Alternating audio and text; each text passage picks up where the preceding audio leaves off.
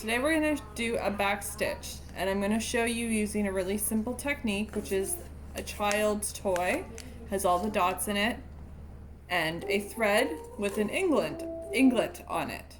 So imagine this is your needle. The size doesn't matter, it depends on what you're sewing. If you're sewing something that's thicker, you'd want a smaller needle. And imagine that this is the way that you wanted to sew. Now, of course, you wouldn't stitch a bunny shape, but let's pretend this is a straight line. So like your normal stitch, you're gonna pull your line through the bottom. If you choose to knot on the back, you can. If not, just leave it there. And then you're gonna sew through down like you normally would. If you were doing just like a basic, the first stitch you ever learned pretty much. You're gonna go up through the back. Oh. Now, if we were gonna continue on to that basic stitch, you would go down here, right? And then you would have your alternating rows, but we're doing a back stitch. So you're gonna take your sewing needle and you're gonna go back through that second hole you made, the one that you originally went in, and then you're going to go in. And there you go. So then when you take, instead of popping back up through here, which you might think would be, you're actually going to pop up here, right? And then you're going to go back through this hole.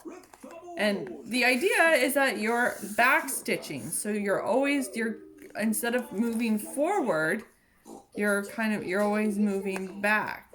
So we're just going to keep doing this like that.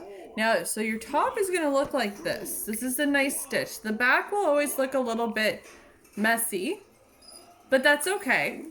So this is your back stitch. And what's really good about the stitch is that it's super durable. So when you're, it's the stitch that's used mostly for altering clothing. So this is what you want to do if you're making clothes so you can't pull it apart. When you're doing this normal stitch, and I'll show you what I mean by the basic stitch, where you're kind of going in and out, in and out, in and out, much like what your sewing machine probably does,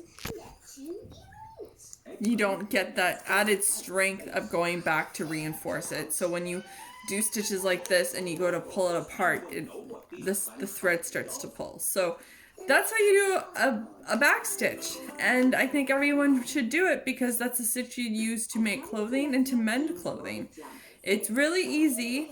It's hard to find really simple tutorials online, but I hope that using this little trick to show you, I hope it helps. And my advice is when you're first doing the back stitch is use almost like embroidery floss for your first few stitches, your first few projects, just so you can see it. And as you become more familiar with the stitch, you could go ahead and use a thinner, more like sewing thread, right? So that's the back stitch.